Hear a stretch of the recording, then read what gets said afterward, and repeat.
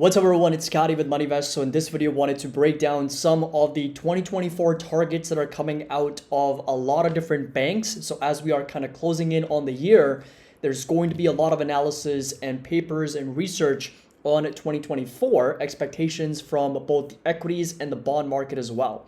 So hope you all enjoy this video and find it helpful. Make sure that you drop a like. Don't forget to subscribe to the channel if you're just joining us for the first time. I would really appreciate that. Links to our Discord and Patreon is going to be down below. There is a 16% annual discount that's available until the end of this month. I did open up a couple more spots, so if you're interested in joining our community, getting access to members-only private videos, Excel spreadsheets, and Discord channel access, including trade alerts and ideas, link's going to be down below. Would love to have you on board as a MoneyVest member. And also don't forget, a couple more hours left for the 70% discount on Cyber Monday. The coupon code is going to be Cyber Monday, and that is going to be available until tonight. So after midnight tonight, this does expire and you can access 70% discount on the entire full 4-course bundle, fundamentals, technicals, options, and psychology. Everything is going to be included with the link down below. I'd love to have you on board. So going over to, and also don't forget, Cyber Monday sale for TradingView also expires in less than a few hours. After midnight tonight, it is going to go away. And make sure to connect with me on Instagram as well. My handle is going to be CASWRP. I do post a lot of really interesting stories and videos as well. So Wells Fargo unveils the 2024 target, warrants of a really sloppy first half for stocks. So if you guys remember, towards the end of 2022, same time last year, we had a lot of reports suggesting that 2023 is going to go through a very turbulent times. First half is going to be brutal. Second half is going to be very strong. What ended up happening? First half was strong, and second half so far has been even better. Of course, third quarter, we did see markets kind of roll over. So July, August, September, October even, we did see the markets kind of come down. But November so far has been very strong on the back of dropping yields, crude oil prices, and the dollar index. And the markets have seen a very nice recovery back up. Now, the real question is, are we making our way back up to all-time highs, or are we going to come into a little bit of a wall of supply where we start going to trade sideways? I also want to point out to the fact that the markets have not gone really anywhere in over 2 to 3 years. If you come take a look at the NASDAQ, you'll notice the NASDAQ is practically at the same level as it was going back as far as February of 21. So February of 24, it'll be 3 years for the markets to have not gone anywhere. In fact, when we were trading as low as 12,500, if you go back, December of 2020, right? So that was a 3-year of no returns from the market. And same thing was true for the S&P, but on a more 2-year basis when it was trading as low as 4,000. If you go back, April of 21, so it was a little bit over 2 years, the markets had not really gone anywhere with the no gains, no returns. Basically, we were trading higher, we were trading lower, and we practically were back at the same level from 2 to 3 years ago.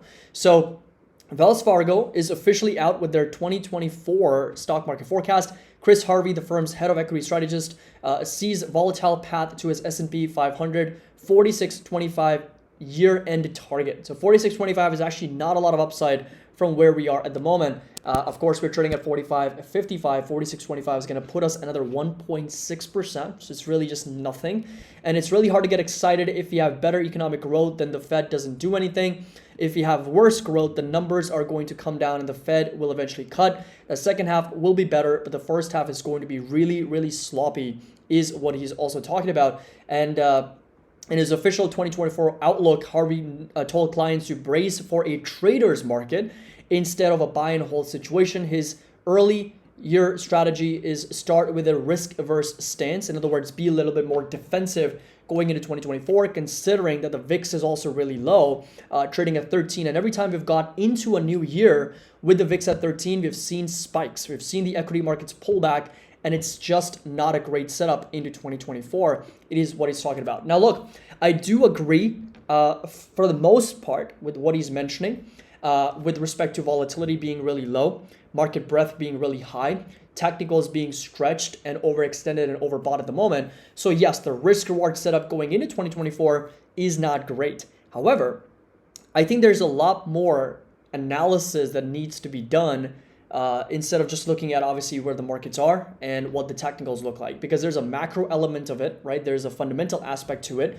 We've talked about valuation. That's the fundamental overview of the entire market. There's the macro aspect with respect to recession, inflation, interest rates, right? Those are the three things that we have to really track and monitor. And then there's the technical aspect. As long as the cost of capital stays high, it's really hard for me to get to a much higher price target. And I hate to say this as being a head of equity strategy. If you look at the alternatives, there are things that are pretty attractive. And I hate to say this being the head of equity strategy, but you can park money at the front end of the curve and make pretty good rate of return and not put on a whole lot of risk. And that is exactly, literally word for word, what I've said. Okay? I've said on a risk-adjusted basis, equities look a lot less favorable and attractive relative to bonds and fixed income market right now, considering where yields are. And when he says the shorter end of the curve, what he's really talking about is anything that's maturing in less than a year. So you're looking at 1 month, 3 month, 6 month, and 1 year treasuries, right? They're yielding of anything over 4.5 to 5.5%. And then you compare that with the S&P 500 trading at 4,500 at a 20.5 times price earnings multiple. You take that reciprocal and we're looking at 1 divided by 20.5, and you got less than 5% earnings yield, which again is on a risk-adjusted basis far less favorable or attractive relative to fixed income, which again, the shorter end of the curve, you can roll over, you can do a ladder strategy where you're rolling over the bonds each month, each year, and you're earning a pretty good rate. Now, what I've mentioned before in my previous videos is the only way for the markets forward, in my opinion at least, is for the markets to see more upside is if yields continue to drop further. If the yields continue to come down, that on a risk reward scale will make equities a little bit more favorable and more attractive relative to fixed income as well. Now, Deutsche Bank has a completely different overview and forecast. They're expecting a 12% upside for S&P 500 through 2024 year end. And this is just the base case. The bull case, they're expecting over 20% to getting up to, I think, over 5,600 or something for S&P. So Deutsche Bank analysts expect the index to end 2024 at 5,100, and the S&P is up close to 19% so far this year, so expecting another 12% higher, and that's only the base case. I think bull case is 5,600 for Deutsche Bank. And they're doing it on the back of earnings growth. So they do forecast that earnings for companies in the benchmark index rise 10% after factoring in a mild short recession and a 19% increase in the US GDP. So 19% increase if the US GDP grows by over 2%. If earnings growth continues to recover as we forecast, valuations will remain well supported around the top of that range, as is typical on the pricing in of a pickup in earnings is what they also mentioned.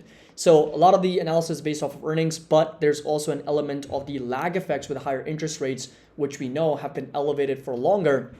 And it's not really that interest rates going higher is a problem. It's interest rates staying higher for longer is a bigger problem, because if interest rates go up and then come back down, the economy doesn't have enough time to kind of adjust to the higher interest rate environment. So it basically goes up and then comes back down.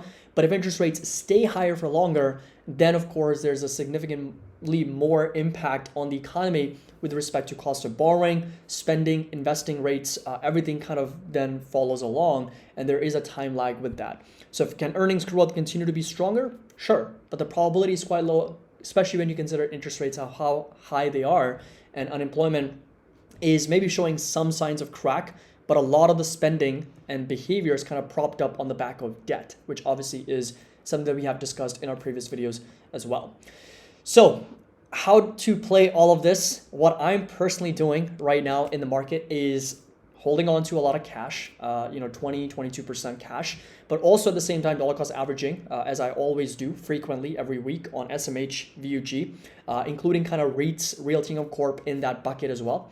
But when it comes to trading strategies, my personal trades are off on the long side.